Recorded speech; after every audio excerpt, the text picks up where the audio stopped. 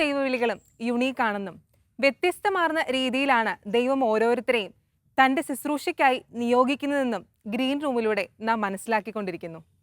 ഇന്നും തെളിമയാർന്ന തനിമയാർന്ന ഒരു ദൈവവിളി അനുഭവത്തിലേക്കാണ് നിങ്ങളെ ഗ്രീൻ റൂം ക്ഷണിക്കുന്നത്. തിരുസഭയിലെ വേദപാരംഗതയായ വിശുദ്ധ അമ്മ ത്രേസ്യായുടെ ആത്മീയ ചൈതന്യത്തെ പിന്തുടർന്ന് ജീവിക്കുന്ന CTC അവിടുത്തെ സിസ്റ്റേഴ്സിന്റെ വിവിധ ദൈവവിളി അനുഭവങ്ങളും വ്യത്യസ്തതയാർന്ന അവരുടെ കർമ്മ മേഖലകളും നമുക്കിന്ന് പരിചയപ്പെടാം.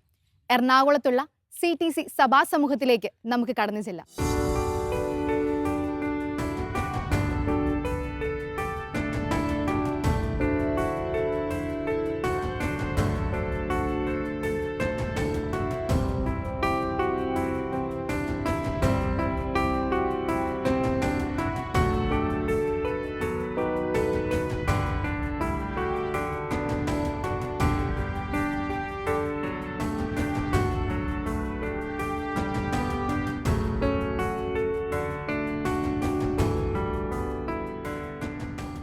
സിസ്റ്ററെ, ഈശോമിശിഹായ്ക്ക് സ്തുതിയായിരിക്കട്ടെ. സ്തുതിയായിരിക്കട്ടെ. ഞങ്ങൾ ഇവിടുത്തെ സിസ്റ്റേഴ്സിനെയൊക്കെ ഒന്ന് കാണാൻ വന്നതാ. ഇത് പ്രൊവിൻഷ്യൽ ഹൗസ് അല്ലേ സിസ്റ്റർ? അതെ അതെ അതെ. സിസ്റ്ററുടെ പേരെങ്ങനെയാ? ഞാൻ സിസ്റ്റർ ജയ, CTC ആണ്, കോൺഗ്രിഗേഷൻ ഓഫ് തെരേസൻ കാർമലൈറ്റ്സ് എന്ന് പറയും. സിസ്റ്റർ വർക്ക് ചെയ്യുവാണോ? അതെ, ഞാൻ പീഡിയാട്രിഷ്യനാണ്. ഞങ്ങളുടെ തന്നെ സഭയുടെ ഹോസ്പിറ്റലുണ്ട് മരടിൽ, PS മിഷൻ ഹോസ്പിറ്റൽ. അവിടെ ഞാനിപ്പോൾ 11 വർഷമായിട്ട് പീഡിയാട്രിഷ്യനായിട്ട് സേവനം ചെയ്യുകയാണ്. സിസ്റ്റർ, ഈ CTC കോൺഗ്രിഗേഷനെ പറ്റിയും അതിന്റെ കാരിസം ഒക്കെ ഒന്ന് പറയോ? ഈ സഭ സ്ഥാപിച്ചത് 1866 കൂനമ്മാവിൽ ദൈവദാസി മദർ ഏലീഷയാണ് ഞങ്ങളുടെ സഭാ സ്ഥാപിക. ഇപ്പോൾ 1.5 നൂറ്റാണ്ടായല്ലോ. ഞങ്ങൾക്ക് ഏകദേശം 1500 അംഗങ്ങളും പിന്നെ 206 സന്യാസ ഭവനങ്ങളുണ്ട്, 9 പ്രോവിൻസുകൾ, 2 റീജിയൻ.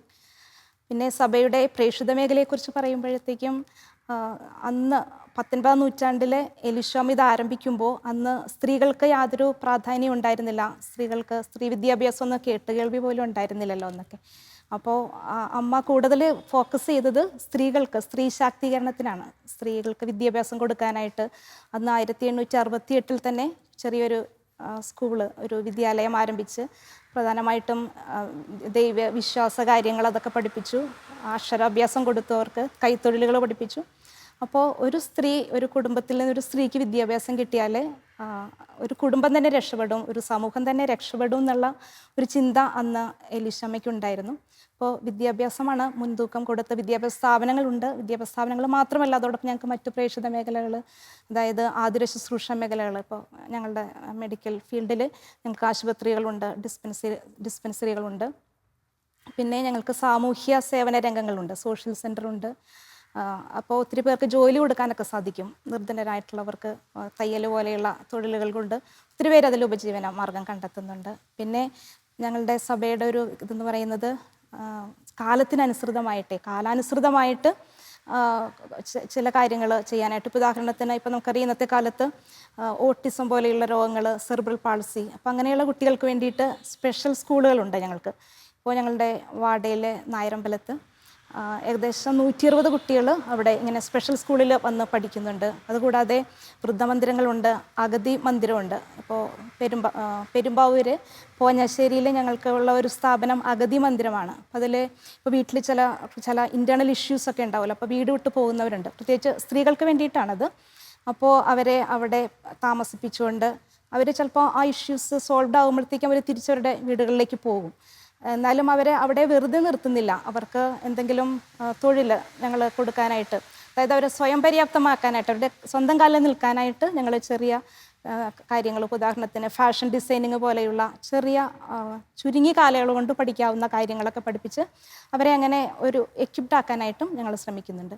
പിന്നെ ജയിൽ മിനിസ്ട്രി പോലെയുള്ള മറ്റു ചില മിനിസ്ട്രികളും ഞങ്ങൾക്കുണ്ട്.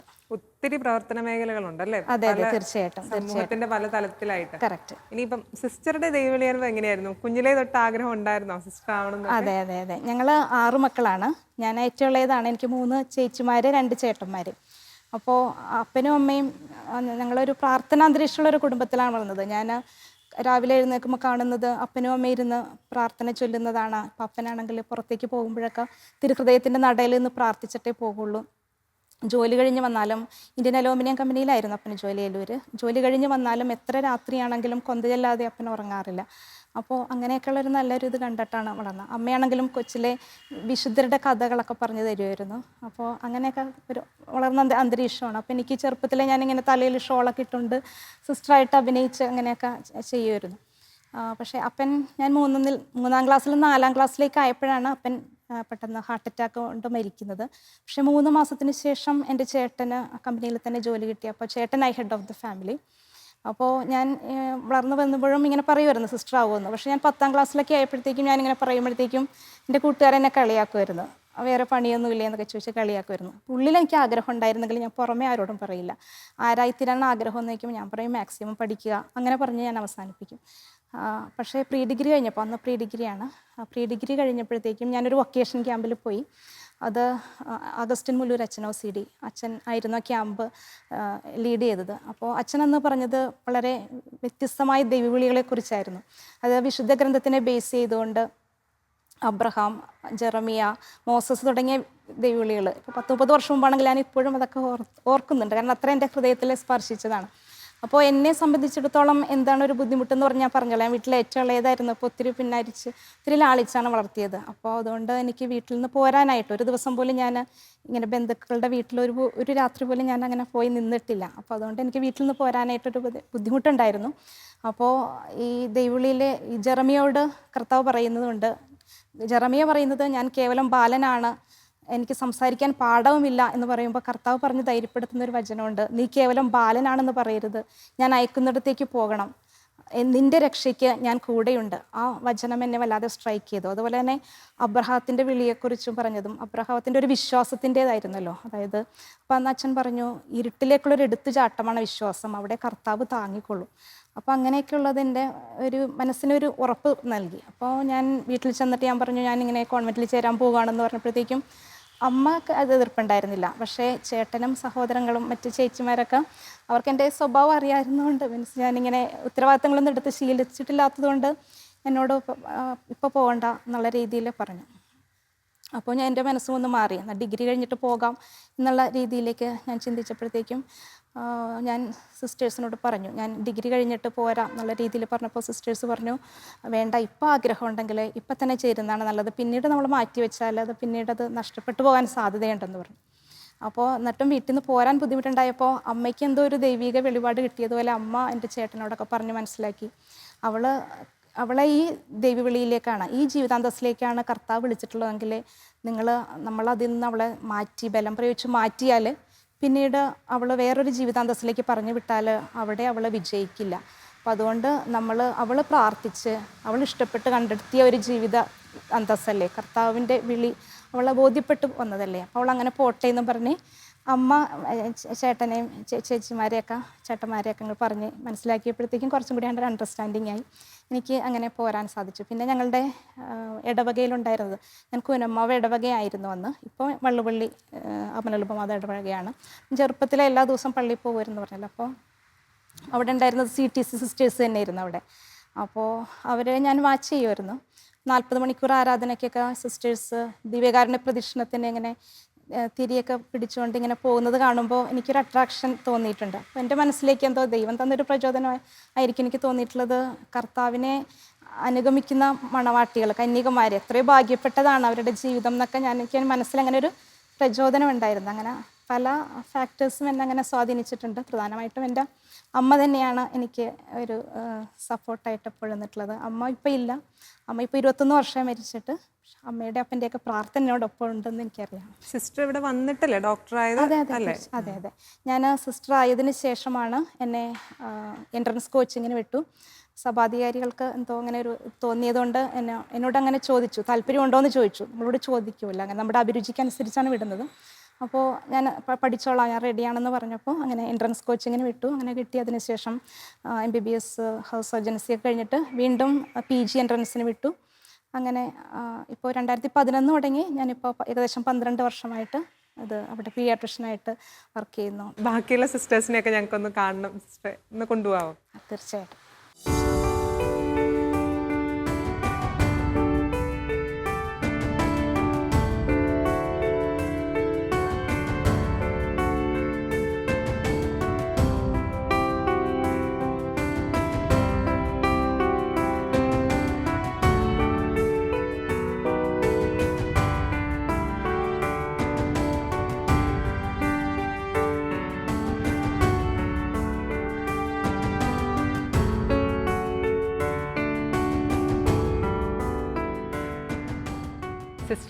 സിസ്റ്റർ ഫാമിലിയിലൂടെ ഒക്കെ ഇരിക്കുന്ന കാണുമ്പം ഒത്തിരി സന്തോഷം.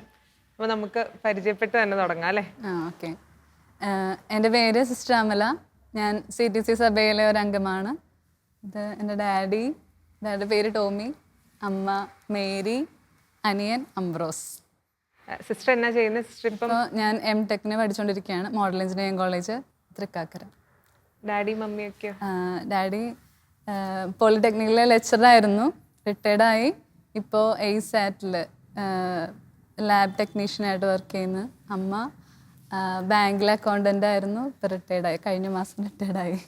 ഇതെൻ്റെ അനിയൻ അംബ്രോസ്, CA അക്കൗണ്ടൻ്റായിട്ട് വർക്ക് ചെയ്യുകയാണ്, മാരീഡാണ്. വൈഫിൻ്റെ പേര് ഹീര, SBIയിൽ വർക്ക് ചെയ്യുന്നു. സിസ്റ്റർ B.Tech ഒക്കെ കഴിഞ്ഞിട്ടല്ലേ മഠത്തിൽ ചേരുന്നേ? അപ്പം ആ കോളേജിലൊക്കെ അത്ര അടിച്ചു പൊളിച്ചിട്ടുന്ന കാലഘട്ടത്തിലൊക്കെ എങ്ങനെയാണ് ദൈവവിളി തിരിച്ചറിഞ്ഞത്? ശരിക്കും പറഞ്ഞാൽ അടിച്ചു പൊളിച്ചെന്ന് പറഞ്ഞില്ലേ, അത് തീർച്ചയായിട്ടും അടിച്ചു പൊളിച്ച് കുറേ ഫ്രണ്ട്സൊക്കെ ഉണ്ടായിരുന്നു. പക്ഷെ എൻ്റെ ബെസ്റ്റ് ഫ്രണ്ട് ഈശോ ആയിരുന്നു. ചെറുപ്പം മുതലേ തന്നെ ഈശോയുടെ സ്നേഹത്തിൽ വളരാനും ഈശോയുടെ ആ ഒരു പ്രത്യേകമായ കരുതലൊക്കെ മനസ്സിലാക്കാനൊക്കെ ആയിട്ട് എനിക്ക് സാധിച്ചിട്ടുണ്ട്. തീർച്ചയായിട്ടും എൻ്റെ ഫാമിലി അതൊരു വലിയ സപ്പോർട്ട് തന്നെയായിരുന്നു. എന്നെ ഈശോയെ പരിചയപ്പെടുത്തിയതും പ്രാർത്ഥനയിൽ വളരാൻ പഠിപ്പിച്ചതും ഈശോയിൽ ആശ്രയിക്കാനൊക്കെ പഠിപ്പിച്ചതൊക്കെ എൻ്റെ ഫാമിലിയാണ്. അപ്പോൾ എല്ലാ കാര്യങ്ങളും ഈശോയോട് ഷെയർ ചെയ്യാനും പിന്നെ വചനത്തിലൂടെ ഈശോ പറയുന്ന ചില ഇൻസ്പിറേഷൻസും അങ്ങനെ ഒത്തിരി ഈശോയായിട്ടുള്ളൊരു അടുപ്പത്തിൽ വളരാൻ ഈശോ എന്നെ ഒത്തിരി അനുഗ്രഹിച്ചിട്ടുണ്ട്. അപ്പോൾ കോളേജ് ലൈഫിലേക്ക് വന്നപ്പോൾ എനിക്ക് ആ ഒരു ബന്ധത്തിൽ കൂടുതൽ ആഴപ്പെടാനാണ് സാധിച്ചത്. വീട്ടിലായിരുന്നപ്പോൾ എനിക്ക് ദിവ്യബലിയിലൊക്കെ പങ്കെടുക്കാൻ ദിവസം പോകണം എന്നൊക്കെ ആഗ്രഹം ഉണ്ടായിട്ടുണ്ടെങ്കിലും അതനുസരിച്ചിട്ട് ചെയ്യാനായിട്ട് എനിക്ക് പറ്റിയിട്ടില്ല. പക്ഷേ കോളേജിൽ എല്ലാ ദിവസവും ഈശോയെ ദിവ്യാനത്തിലൂടെ സ്വീകരിക്കാൻ, പിന്നെ അടുപ്പിച്ച് കുമ്പസാരിക്കാൻ, പിന്നെ ജീസസ് യൂത്തിലേക്ക് കടന്നു വരാൻ, അങ്ങനെ ഒത്തിരി ഒരു മിഷൻ ചൈതന്യമുള്ള ആ ഒരു ഗ്രൂപ്പിലായിരിക്കാനും അങ്ങനെ ഈശോയെ സ്നേഹിക്കുന്ന ഒരു ഫ്രണ്ട്സിൻ്റെ വലയത്തിലായിരിക്കാനൊക്കെ പറ്റിയപ്പോൾ കൂടുതലും ഈശോയിലേക്ക് അടുക്കാൻ, ഈശോയുടെ സ്നേഹം കൂടുതൽ തിരിച്ചറിയാനുള്ളൊരു അവസരമായിരുന്നു എൻ്റെ കോളേജ് ലൈഫ്. എപ്പോഴായിരുന്നു സിസ്റ്ററിന് ഇതാണ് എൻ്റെ ദൈവവിളി അല്ലെങ്കിൽ ആ ഒരു പോയിന്റ് മനസ്സിൽ തോന്നിയത്? തീർച്ചയായിട്ടും ഈശോ എന്നെ ഒത്തിരി സ്നേഹിക്കുന്നുണ്ടെന്ന് ഞാൻ മനസ്സിലാക്കി. ഈശോയ്ക്ക് വേണ്ടി പ്രവർത്തിക്കണം, അങ്ങനെയൊക്കെ ഞാൻ ഒരു ആഗ്രഹം ഉണ്ടായിരുന്നു. എന്നാൽ ഇടയ്ക്കെങ്കിലും ഈശോ എനിക്കിങ്ങനെ ഒരു ഇൻസ്പിറേഷൻ, ഒരു സിസ്റ്റർ ആവാം അല്ലെങ്കിൽ റിലീജിയസ് ഇതിലേക്ക് വരാമെന്നുള്ളൊരു ഇതിലേക്ക് വരുമ്പോൾ ഞാൻ എപ്പോഴും ഈശോയോട് നോ പറഞ്ഞിട്ടുണ്ട് പലപ്പോഴും. എന്ന് വെച്ച് കഴിഞ്ഞാൽ ഞാൻ വിചാരിച്ചെന്ന് വെച്ചാൽ എൻ്റെ ഒരു ആഗ്രഹം എന്ന് വെച്ച് കഴിഞ്ഞാൽ നന്നായിട്ട് പഠിക്കണം, എനിക്ക് അതിനുള്ള ഓപ്പർച്യൂണിറ്റീസ് തന്നത് ഈശോ ആണെന്നും ഞാൻ തീർച്ചയായിട്ടും വിശ്വസിക്കുന്നുണ്ട്. എനിക്ക് കോളേജിൽ അഡ്മിഷൻ കിട്ടിയതൊക്കെയും ഒരു സെക്കൻഡ് അലോട്ട്മെൻറ്റിൻ്റെ സമയത്ത്, അതും കറക്റ്റ് എൻ്റെ ബർത്ത്ഡേക്കാണ് എനിക്ക് B.Tech അഡ്മിഷൻ കിട്ടുന്നത്. അപ്പോൾ ഈശോ തന്ന ഒരു ബർത്ത്ഡേ ഗിഫ്റ്റായിട്ടാണ് ഞാൻ B.Tech കരുതിയിരുന്നതൊക്കെ. അപ്പോൾ ഞാൻ വിചാരിക്കാറുണ്ട് എൻ്റെ പഠനത്തിലൂടെ അല്ലെങ്കിൽ എൻ്റെ കഴിവുകളൊക്കെ ഉപയോഗിച്ച് ഈശോയെ മഹത്വപ്പെടുത്തണം. അപ്പോൾ ഇത് B.Tech കൊണ്ട് ഞാൻ കോൺവെൻറ്റിൽ ചെന്നിട്ട് എന്ത് ചെയ്യാനാണെന്നുള്ളൊരു സംശയമൊക്കെ എൻ്റെ ഇടയിൽ എനിക്കുണ്ടായിരുന്നു. പക്ഷേ ഈശോയുടെ പദ്ധതിയൊക്കെ ഡിഫറെൻ്റ് ആയിരിക്കുമല്ലോ, അത് തിരിച്ചറിയാനായിട്ട് കുറച്ച് സമയമൊക്കെ എടുത്തിരുന്നു. പക്ഷേ അതും ഈ പറഞ്ഞ പോലെ ആ ഒരു പേഴ്സണൽ പ്രെയറിൽ ഈശോയോട് സംസാരിക്കുമ്പോൾ ഈശോയ്ക്ക് എന്നെക്കുറിച്ചുള്ള പദ്ധതി കൂടുതൽ വ്യക്തമായിട്ട് വരികയായിരുന്നു. അങ്ങനെ ആ ഒരു ഈശോ എന്നെ വിളിക്കുന്നുണ്ട്, ഈ ഒരു ഇതിലാണ്, സമർപ്പിത ഒരു ജീവിതത്തിലേക്ക് തന്നെയാണെന്ന് മനസ്സിലായി കഴിഞ്ഞപ്പോൾ അതിനു വേണ്ടിയിട്ട് പ്രാർത്ഥിക്കാനും, പിന്നെ ജീസസ് യൂത്തിലുള്ള എൻ്റെ ഫ്രണ്ട്സൊക്കെയും അവരോടും ഇങ്ങനെ എനിക്ക് വേണ്ടി ഈ ഒരു ഇതിനു വേണ്ടി പ്രാർത്ഥിക്കണേ, കറക്റ്റായിട്ട് എന്താണ് ഈശോ ആഗ്രഹിക്കുന്നതെന്ന് അറിയാൻ വേണ്ടിയിട്ട് പ്രാർത്ഥിക്കണേ എന്നൊക്കെ പറഞ്ഞപ്പോൾ അവരുടെ ഒത്തിരി പ്രെയർ സപ്പോർട്ടൊക്കെ എനിക്ക് ലഭിച്ചു. പിന്നെ എൻ്റെ ഒരു വികാരിയച്ഛനോട് ഈ ഒരു കാര്യത്തെക്കുറിച്ച് സംസാരിക്കാനും. അപ്പോൾ ശരിക്കും പറഞ്ഞു കഴിഞ്ഞാൽ അത്രയും നാളെ ഞാനൊരു 1 month മിഷനൊക്കെ പോയിരുന്നു, കോളേജിൽ B.Tech കഴിഞ്ഞിട്ടൊരു 1 month മിഷനൊക്കെ പോയിരുന്നു. അപ്പം ആ സമയത്തൊക്കെ ഉണ്ടായിരുന്ന വികാരിയച്ഛൻ ജേക്കബ് അച്ഛനായിരുന്നു ഞങ്ങളുടെ ഇടവക വികാരി. അപ്പോൾ അച്ഛനോട് അങ്ങനെയൊക്കെ പറഞ്ഞ് സംസാരിച്ച് നല്ലൊരു പേഴ്സണലായിട്ടൊരു അടുപ്പമുള്ളൊരു അച്ഛനായിരുന്നു. അപ്പം ഞാൻ വിചാരിച്ച് എൻ്റെ കാര്യം ഇതൊന്ന് ഡിസൈൻ ചെയ്യാൻ വേണ്ടിയിട്ട് അച്ഛൻ്റെ അടുത്ത് പോയി സംസാരിക്കാം. അപ്പോൾ എനിക്ക് ക്ലിയർ ആയി കിട്ടുമല്ലോ, നമുക്ക് ഒരു ആത്മീയമായിട്ടുള്ള ഒരു എന്തായാലും ഒരു ഉപദേശം തേടേണ്ട ആവശ്യമുണ്ടോ, ഒരിക്കലും നമുക്ക് ഒറ്റയ്ക്ക് അത് മനസ്സിലാക്കാനായിട്ട് പറ്റിയെന്ന് വരില്ല എന്നൊക്കെ വിചാരിച്ച് ഞാൻ അച്ഛനെ കാണാനായിട്ട് പോകുമായിരുന്നു. അപ്പോൾ കറക്റ്റ് ആ സമയത്ത് അച്ഛന് ട്രാൻസ്ഫറായിട്ട് അച്ഛൻ എനിക്ക് പേഴ്സണലി മീറ്റ് ചെയ്യാനുള്ളൊരു അവൈലബിലിറ്റി ഇല്ല, കുറേ പേര് നിൽക്കുന്ന ഒരു കൂട്ടത്തിലേക്കാണ് ചെന്ന് വീഴുക. അപ്പോൾ എനിക്ക് ഒരിക്കലും മനസ്സുറന്നൊരു സംസാരിക്കാനൊന്നും പറ്റിയില്ല. പക്ഷേ അപ്പം ഞാൻ ഈശോനോട് പറഞ്ഞ് ഓക്കെ, ഇനി ഇത് നീ എന്നോട് പറഞ്ഞ കാര്യമാണല്ലോ, ദൈവവിളി ഇങ്ങനെ ഒരു സിസ്റ്റർ ആവാനുള്ള ഒരു ഇതൊക്കെ നീ തന്നതാണല്ലോ, അപ്പം നീ തന്നെ എനിക്കൊരു വഴി കാണിച്ചു തന്നെ എന്ന് ഈശോനോട് ഞാൻ പറഞ്ഞിട്ടുണ്ടായിരുന്നു. അപ്പം അതുപോലെ തന്നെ കറക്റ്റ് പുതിയതായിട്ട് വന്ന അച്ഛൻ ഒത്തിരി എൻ്റെ ആ ഒരു വൊക്കേഷനെ നറിഷ് ചെയ്യാനും പ്രൊമോട്ട് ചെയ്യാനായിട്ട് ഒത്തിരി സപ്പോർട്ടീവായിട്ടുള്ള ഒരു അച്ഛനാണ് വന്നത്, ആൻ്റൺ അച്ഛൻ.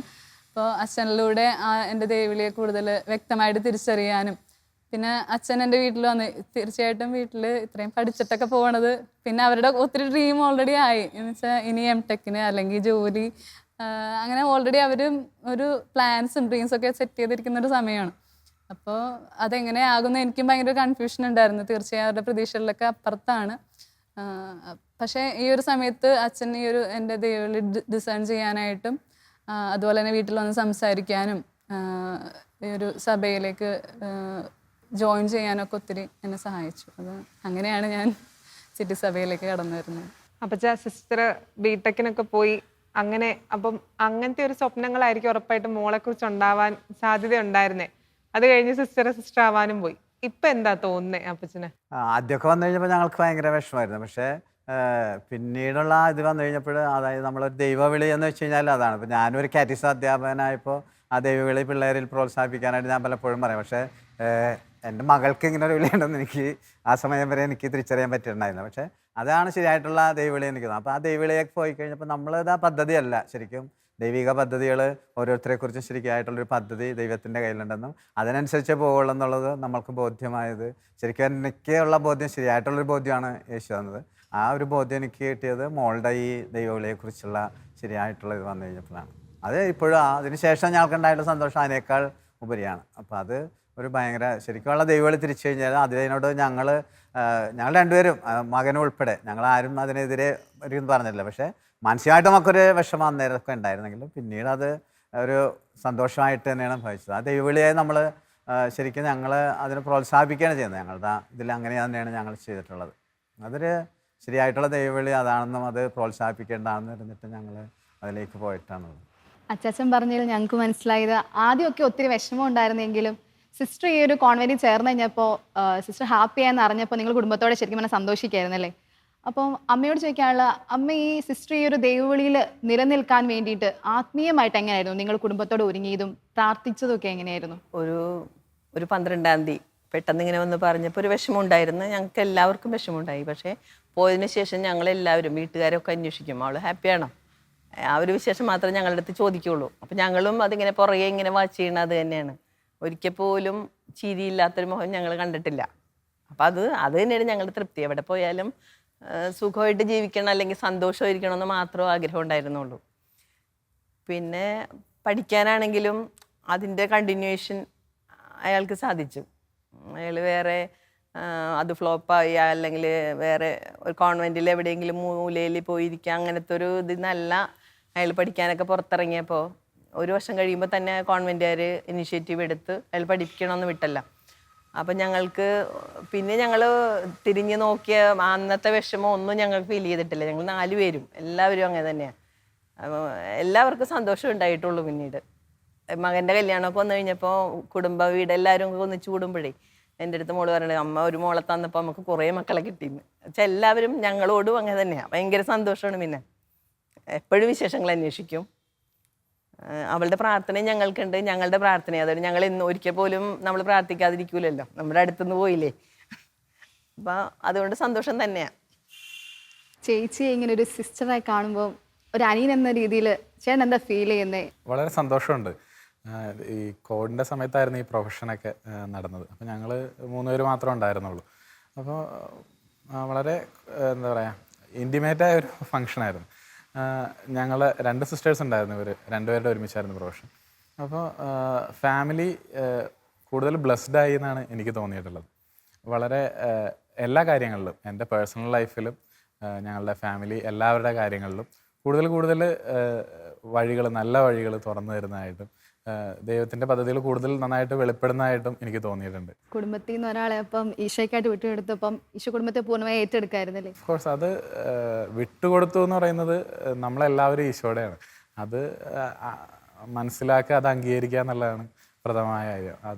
അതിനനുസരിച്ച് ജീവിക്കുക, ദൈവത്തിൻ്റെ പദ്ധതി അനുസരിച്ച് ജീവിക്കുക. അപ്പോൾ നിങ്ങളുടെ ജീവിതം കൂടുതൽ ഭംഗിയായിട്ട് മാറും. അത് അങ്ങനെയാണ് എനിക്ക് തോന്നിയിട്ടുള്ളത്. അതാണ് അതിനൊരു നല്ല ഉദാഹരണമാണ് ചേച്ചിയുടെ. തീർച്ചയായിട്ടും അത് പറഞ്ഞ കാര്യം വിട്ടുകൊടുക്കുകയല്ല, സത്യം അത്. നമ്മളെല്ലാവരും ഈശോയുടെയാണ്. അപ്പോൾ ഒരാളൊരു ഈശോയുടെ വിളി അറിഞ്ഞ് ആ ഒരു വഴിക്ക് സഞ്ചരിക്കുന്നു എന്നുള്ളത് അത് ഞങ്ങൾക്കൊരു ഇൻസൈറ്റ് ആയിരുന്നു കേട്ടോ.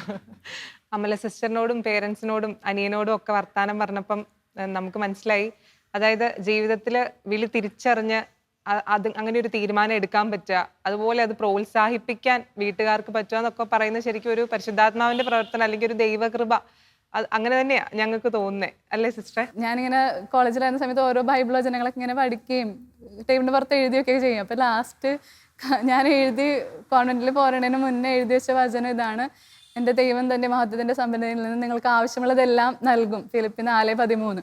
അപ്പോൾ ഡാഡിയും പലപ്പോഴും അത് എടുത്ത് പറയാറുണ്ട്, ഒരു കുറവും ഉണ്ടായിട്ടില്ല. കാരണം അത് എഴുതി വെച്ച ഞാൻ പറഞ്ഞു പോയ ഒരു വാക്യം പോലെ അവർ ഹൃദയത്തിൽ അത് ഏറ്റെടുത്തിട്ടുണ്ട്. അതായത് എൻ്റെ മണവാളൻ ഈശോ ഇവരുടെ വീട്ടിലേക്ക്, അതായത് എൻ്റെ വീട്ടിലേക്ക് ഞാൻ ഇറങ്ങി പോന്നപ്പോൾ അതൊക്കെ ഏറ്റെടുത്ത് അവിടുത്തെ എല്ലാ കാര്യങ്ങളും, കുറവുകളും വിഷമങ്ങളും സങ്കടങ്ങളും രോഗങ്ങളും ഒക്കെ ഉണ്ടായിട്ടുണ്ട്. പക്ഷേ ഈശോ കൂടെ ഉണ്ടാകുന്നുള്ള ഉറപ്പ് അത് 100% ഷുവറാണ്. വേദന ഉണ്ടാവില്ലെന്നോ ഒന്നും നമ്മുടെ പദ്ധതിക്ക് എതിരായിട്ട് നടക്കില്ലെന്നോ ഒന്നുമല്ല. ഈശോ കൂടെ ഉണ്ടാകുന്നുള്ളത് ഇറ്റ്സ് വണ്ടർഫുൾ. അപ്പോൾ അതാണ് ഈ ഒരു സമൂഹ ജീവിതത്തിൻ്റെ വലിയൊരു സന്തോഷം. ഇപ്പോൾ ദിവ്യകാരുണ്യ ഈശോ ഇത്രയും അടുത്ത് എൻ്റെ വീട്ടിലാണ് ഈശോ, അല്ലെങ്കിൽ ഈശോയുടെ വീട്ടിലാണ് ഞാൻ. ആ ഒരു സന്തോഷം തന്നെ പറഞ്ഞറിയിക്കാൻ പറ്റാത്തൊരു സന്തോഷമാണ്. തീർച്ചയായിട്ടും ഓരോരുത്തർക്കും ഓരോ കുരിശ് കൊടുക്കുന്ന ഈശോ പറഞ്ഞിട്ടില്ലേ, അതുപോലെ സമർപ്പണ ജീവിതത്തിലുള്ളവർക്കും കുടുംബജീവിതത്തിലുള്ളവർക്കും വ്യത്യസ്തമായ കുരിശ്, അതിലും ഓരോ വ്യക്തികൾക്കും ഓരോ കുരിശ് അങ്ങനെയുണ്ട്. പക്ഷേ ഈശോ കൂടെ ഉണ്ടാകും, അതാണ് എൻ്റെ ഏറ്റവും വലിയ ഹൈലൈറ്റ്. അപ്പോൾ ഇറ്റ്സ് വണ്ടർഫുൾ. സിസ്റ്ററിൻ്റെ ഈ ഒരു ദൈവാനുഭവം കേൾക്കാനും സിസ്റ്ററിൻ്റെ കുടുംബത്തെയൊക്കെ പരിചയപ്പെടാൻ പറ്റിയ ശരിക്കും പറയാം വലിയൊരു അനുഗ്രഹമായിട്ട് കാണാം. ഇത്രയും ദൈവവിളിയെ വളരെ അധികമായിട്ട് പ്രോത്സാഹിപ്പിക്കുന്ന ഒരു കുടുംബം, അല്ലേ ആഷ്ലി? അതെ, അത് സിസ്റ്റർക്ക് എനിക്ക് തോന്നുന്നു സിസ്റ്റർ ഈ പറഞ്ഞതിന്റെ എല്ലാം ഒരു റൂട്ട് വന്നേക്കുന്ന എന്തായാലും ഇവരുടെ കയ്യിൽ നിന്ന് ആയിരിക്കുമല്ലോ. ആ ബേസ് ഇട്ട് തന്നത് ഇവരാണല്ലോ. ഇനി ഇങ്ങനത്തെ ഒത്തിരി കുടുംബങ്ങൾ ഉണ്ടാവട്ടെ എന്ന് ഞങ്ങൾ ആഗ്രഹിക്കുന്നു, പ്രാർത്ഥിക്കുന്നു. Thank you.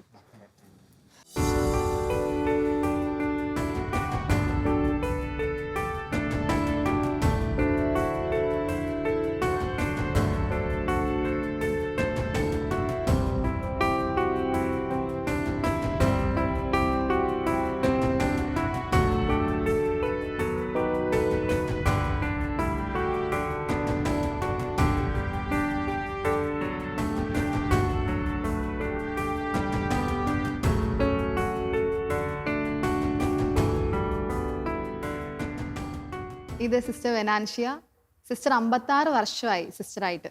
സിസ്റ്ററിന്റെ വിശേഷങ്ങളൊക്കെ നമുക്ക് ചോദിച്ചറിയാം. സിസ്റ്ററെ, സിസ്റ്റർ CTC കോൺഗ്രേഷൻ തിരഞ്ഞെടുക്കാനുള്ള കാരണം എന്താ? ഞങ്ങളുടെ വീട്ടിൽ ഞങ്ങൾ 8 മക്കളാണ്. 4 ആൺമക്കളും 4 പെൺമക്കളും. പെൺമക്കളിൽ 3 പേര് സിസ്റ്ററായി, ആൺമക്കളിൽ ഒരാൾ അച്ഛനായി. 4 പേരും ഇപ്പോൾ കർമ്മലിത്ത സഭാംഗങ്ങളായിരുന്നു. അങ്ങനെ എനിക്ക് ഇവരാരും അറിയാതെ വേറൊരു സഭയിൽ പോകണമെന്നായിരുന്നു എൻ്റെ ആഗ്രഹം. അതിനുവേണ്ടി ഞങ്ങൾ എക്സിബിഷന് പോയപ്പോൾ മദർ തെരേസയുടെ സഭ എനിക്ക് ഇഷ്ടപ്പെട്ടു. പക്ഷേ ഡ്രസ്സ് ഇഷ്ടപ്പെടാതെ ഞാൻ അത് ഉപേക്ഷിച്ച് പോന്നിട്ട് ഈ ഡ്രസ്സിൽ തന്നെ, ഈ സഭയിൽ തന്നെ. അപ്പോഴാണ് എൻ്റെ വീട്ടുകാരും ബ്രദേഴ്സൊക്കെ അറിഞ്ഞത്. എനിക്ക് ആദ്യം തുടങ്ങി ദൈവവിളിക്ക് ഭയങ്കര പ്രതിബന്ധങ്ങളായിരുന്നു. അപ്പോൾ മൂത്ത ബ്രദറിന് എന്നെക്കുറിച്ച് വലിയ പ്രതീക്ഷയുണ്ടായി. അവസാനം നടക്കില്ല, അദ്ദേഹത്തിൻ്റെ ആഗ്രഹം നടക്കില്ല എന്ന് കണ്ടപ്പോൾ എന്നെ ഏറ്റവും കൂടുതൽ അവസാനമായിട്ടൊരു ക്രൈസിസ് എനിക്കുണ്ടായത് എൻ്റെ വിവാഹത്തിന് വേണ്ടി കൊണ്ടുവന്ന ആഭരണങ്ങളും നല്ല ഡ്രസ്സൊക്കെ അണിയിച്ച് എന്നെ കണ്ണാടിയുടെ മുമ്പിൽ കൊണ്ടുവന്ന് നിർത്തിയിട്ട് എൻ്റെ സഹോദരൻ ചോദിച്ചു, എടി നോക്കടി നീ എത്ര മിടുക്കിയാണെന്ന്. അതായിരുന്നു എൻ്റെ അവസാനത്തെ ക്രൈസിസ്. അത് പക്ഷേ അതും ദൈവം എനിക്ക് വിജയിക്കാനായിട്ടുള്ള കൃപ കിട്ടി. അങ്ങനെയാണ് ഞാൻ സഭയിലേക്ക് ചേർന്നത്. സിസ്റ്റർ ഇപ്പം CTCയിൽ സഭാസമൂഹത്തിൽ ചേർന്നിട്ട് 56 വർഷമായെന്ന് പറഞ്ഞല്ലോ. അപ്പോൾ ഈ ഒരു വർഷങ്ങളിലേക്കൊക്കെ തിരിഞ്ഞു നോക്കുമ്പോൾ എന്താണ് സിസ്റ്ററിന് തോന്നുന്നത്? എന്തെങ്കിലും അനുഭവങ്ങളാണ് സിസ്റ്ററിന് ഉണ്ടായത്? ഒരുപാട് അനുഭവങ്ങളുണ്ട്. ഒരു മഹത്തായ ഒരു വിളിയാണ് കിട്ടിയത് എന്ന് തിരിച്ചറിഞ്ഞു. ഈ 56 വർഷത്തിനിടയിൽ 18 വർഷം ഞാൻ പല കോൺവെൻറ്റുകളിലായി സുപ്പീരിയറായിട്ടുണ്ട്. 7 വർഷം ഞങ്ങളുടെ സഭയിലെ നോവിസിൻ്റെ ചാർജായിട്ട് ജോലി ചെയ്തിട്ടുണ്ട്. ഇവിടെയൊക്കെ എനിക്ക് ഒരുപാട് ബന്ധപ്പെടാൻ സാധിച്ചു. മിക്കവാറും എല്ലാ സിസ്റ്റേഴ്സിൻ്റെയും വീട്ടുകാരുമായിട്ട് ബന്ധപ്പെടാൻ സാധിച്ചിട്ടുണ്ട്. വീടുകളിലൊക്കെ പോകും. അതുപോലെ നോവിസസിൻ്റെ എല്ലാവരുടെ വീടുകളിലും, ആന്ധ്രയിലുള്ള ഏതാനും പേരൊഴികെ ബാക്കി എല്ലാവരുടെ വീടുകളിലും പോയി ബന്ധപ്പെടാനും അവരുടെ ബാക്ക്ഗ്രൗണ്ട് മനസ്സിലാക്കാനും അതനുസരിച്ച് അവരുടെ വൈകല്യങ്ങൾ കണ്ട് അവരെ നേരായ വഴിയിൽ കൊണ്ടുവരാനും എല്ലാം ദൈവം എനിക്കൊരു അവസരം തന്നിട്ടുണ്ട്. പിന്നെ ഭവന സുപ്പീരിയറായ സമയത്തൊക്കെ ചുറ്റുപാടുമുള്ള വീടുകളിലൊക്കെ പോകാനുള്ള ഒരു കൃപ ദൈവം തന്നു. എൻ്റെ സഭയിൽ ചേരുമ്പോഴുള്ള എൻ്റെ ആഗ്രഹം അതായിരുന്നു. പാവങ്ങളോടുള്ള സേവനം പ്രാർത്ഥനമായിരുന്നു. അതെനിക്ക് 45 വർഷം കഴിഞ്ഞപ്പോഴാണ് ദൈവം എനിക്ക് അതിന് സമയം ഒരുക്കി തന്നത്. എൻ്റെ മല പോലെ പ്രശ്നങ്ങളിൽ കൂടി കടന്നു പോയിട്ടുണ്ട്. പക്ഷേ ഒരിക്കലും പിന്നോട്ട് തിരിഞ്ഞു നോക്കാനായിട്ട് ഇന്ന് വരെ ദൈവം എന്നെ അനുവദിച്ചിട്ടില്ല. എല്ലാത്തിലും ദൈവ തിരുമനസ് കാണാൻ ദൈവം എനിക്ക് ഇടവരുത്തിയിട്ടുണ്ട്. പിന്നെ എനിക്ക് ഇരിക്കുമ്പോൾ ഇങ്ങനെ ഉള്ള അനുഭവത്തിൽ എനിക്ക് പറയാനുള്ളത്, നമ്മുടെ ദൈവവിളി കിട്ടുന്നവർ ഉണ്ടെന്ന് പറയുന്നവർക്ക് അവരുടെ ലക്ഷ്യം പരിശുദ്ധമായിരിക്കണം. വലിയ ആളെ വീട്ടിൽ കിട്ടാത്ത വലിയ വലിയ സാധനങ്ങളും ഡോക്ടറാകാനൊക്കെ ആയിട്ട് വേണ്ടിയിട്ട് ഒരിക്കലും സഭയിൽ ചേരരുത്. ഇന്ന് ഞാൻ സത്യമായിട്ടും പറയുകയാണെങ്കിൽ ഇന്ന് ഞാൻ സന്തോഷവതിയാണ്, സംതൃപ്തയാണ് ഈ ജീവിതത്തിൽ. ശാരീരികമായിട്ട് ഇത്തിരി ബുദ്ധിമുട്ടൊക്കെ ഉണ്ടെങ്കിലും അതിലും ദൈവ തിരുമനസ് കണ്ടുകൊണ്ട് മുന്നോട്ട് പോകാനുള്ള കൃപയെ ദൈവം എനിക്ക് തന്നുകൊണ്ടിരിക്കുന്നു. അപ്പോൾ ഈ വിളി ഒരിക്കലും ഇതൊരു മഹത്തായ വിളിയാണെന്നുള്ള ചിന്തയോട് തന്നെ ഇതിലേക്ക് വരികയാണെങ്കിൽ ദൈവം നമ്മളെ അനുഗ്രഹിക്കും. നമ്മൾ ചിന്തിച്ചതിനേക്കാൾ കൂടുതൽ, നമ്മൾ ആഗ്രഹിച്ചതിനേക്കാൾ കൂടുതൽ സഭയിലൂടെ ദൈവം നമുക്ക് തരും, നമ്മുടെ കുടുംബത്തെയും അനുഗ്രഹിക്കും. അത് എൻ്റെ അനുഭവമാണ്. 56 വർഷം ദൈവം നടത്തിയ നിർവൃതി, സംതൃപ്തി സിസ്റ്ററുടെ മുഖത്ത് ഞങ്ങൾക്ക് കാണാൻ പറ്റും. സിസ്റ്ററോട് സംസാരിച്ചതിലൊക്കെ ഒത്തിരി സന്തോഷം. Thank you very much. എല്ലാവർക്കും നന്ദി. എല്ലാവർക്കും